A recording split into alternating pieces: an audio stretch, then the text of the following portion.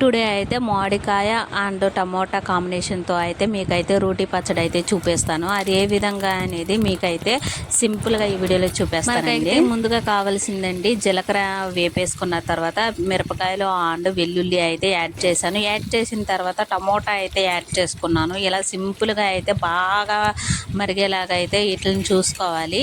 ఈ పచ్చడి కాంబినేషన్ అయితే చాలా బాగుంటుందండి. ఒకసారి మీరు కూడా ట్రై చేసి చూడండి. ఈ విధంగా అయితే బాగా వేపిన తర్వాత మనమైతే మిరపకాయలు అయితే ఇట్లా దంచుకోవాలి. నేనైతే పప్పు గుత్తితో అయితే దంచుకుంటున్నానండి. ఇలానే టేస్ట్ బాగుంటుందండి. ఇట్లా అయితే మొత్తం కచ్చపిచ్చా అనేది మనమైతే దంచేసుకున్న తర్వాత ఇలా మొత్తం పేస్ట్ లెక్క చేసుకోవాలి. ఇలా చేసుకున్న తర్వాత అయితే మనమైతే మామిడికాయ ముక్కలను అయితే చిన్న చిన్నగా కట్ చేసుకొని ఇట్లా అయితే యాడ్ చేసుకొని ఇలా దంచేసుకోవాలి. మనకైతే పచ్చడి అయితే ఈ విధంగా అయితే కరెక్ట్గా సరిపోతుంది. మనమైతే ఉప్పు అనేది సరిపోయింది లేదా చూసుకుంటే సరిపోద్ది.